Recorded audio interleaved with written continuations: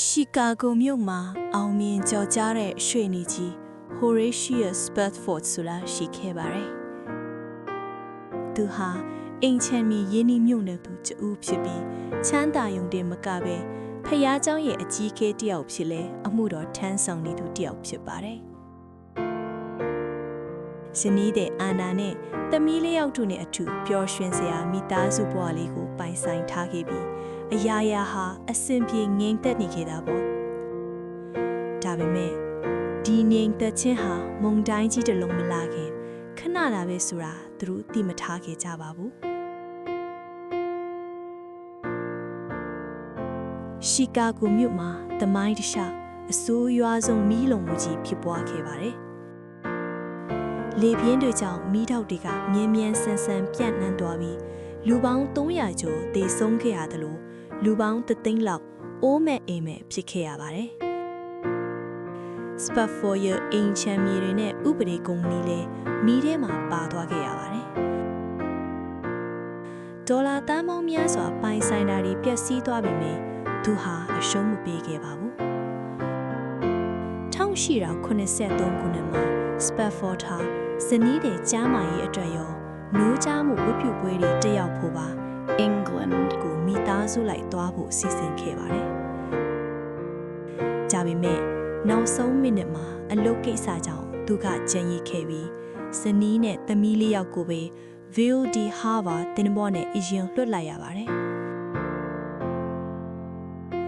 ရက်အနည်းငယ်အတွင်းမှာငါလိုက်လာခဲ့မယ်ဆိုတဲ့ကတိဟာ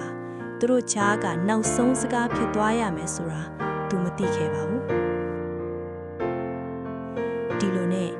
လမ်းခရီးမှာ Ville de Havre တင်ဘောကြီးဟာစကော့လန်တင်ဘော Loch Ann နဲ့တိုက်မိပြီး10မိနစ်အတွင်းမှာပဲပင်လယ်ထဲနစ်မြုပ်သွားပါတယ်လူပေါင်း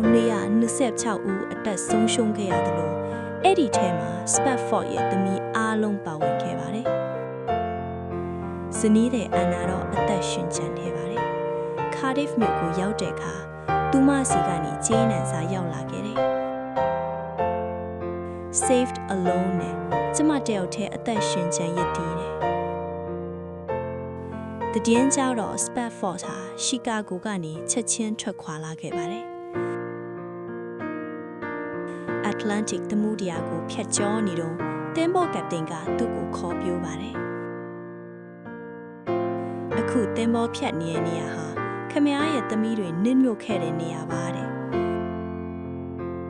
အဲ့ဒီကြီးကွဲစရာကောင်းတဲ့ပင်လယ်ပြင်မှာပဲသူဟာ It is well with my soul ဆိုတဲ့စကားလုံးတွေကိုရေးသားခဲ့ပါတယ်။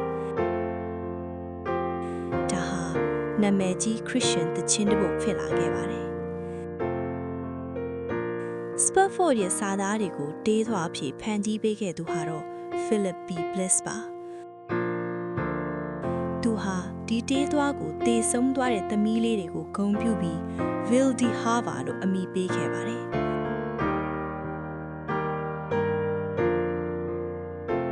ဒီဓမ္မတေးကိုပထမဦးဆုံးချိန်ထုတ်ဝေခဲ့ပြီးလူပေါင်းများစွာကိုနှစ်သိမ့်မှုပေးခဲ့ပါတယ်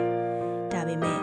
Willis ကိုယ်တိုင်လည်းကြောက်စရာကောင်းတဲ့ယထာမတော်တဆမှုတစ်ခုနဲ့ဂျုံတွေ့ခဲ့ရပြန်ပါတယ်။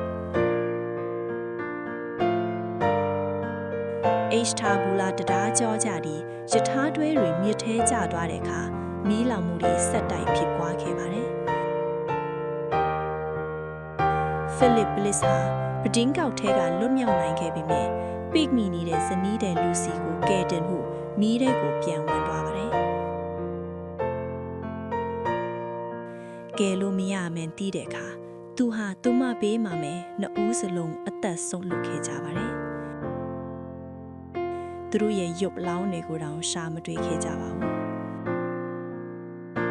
။ Spafford ဟာသမီးလေးယောက်တင်မကပဲနောက်ပိုင်းမှာမွေးခွားတဲ့သားလေးကိုလည်းယောဂနဲ့ဆုံးရှုံးခဲ့ရပြန်ပါတယ်။အဖြစ်ဆိုးတွေများလာတဲ့အခါသူ့ရဲ့ယုံကြည်ချက်တွေကပြောင်းလဲပြီးဂျေရုဆလင်ကိုပြောင်းရွှေ့က American Colony အဖွဲ့ကိုတည်ထောင်ခဲ့ပါတယ်။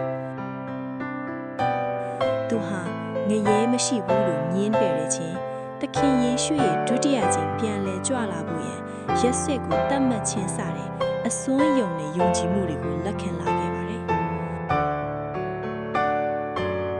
Spafford ဟာ1888ခုနှစ်ဂျေရုဆလင်မြို့ဝါလဲနေစဉ်ငဖျားယောဂါကြောင့်အသက်ဆုံးပါခဲ့ပါတယ်ဒီနာမည်ကျော်ကြားလာတော့ခရစ်ယာန်ဓမ္မဒီတချင်းတပုတ်ရဲ့နောက်ကနော်ဂျေကွဲစရာလူ9ယောက်ရဲ့တေဆုံးမှုတွေရှိနေပါတယ်သူတို့ရဲ့ဘဝဇာတ်လမ်းဟာဂျေကွဲစရာကောင်းပေမဲ့ It is well with my soul ဆိုတဲ့တခြင်းဟာတော့ယနေ့တိုင်းတော့ဆုံးရှုံးမဲ့ဝေဒနာခံစားနေသူတွေကိုခွန်အားပေးနေစေပဲဖြစ်ပါတယ်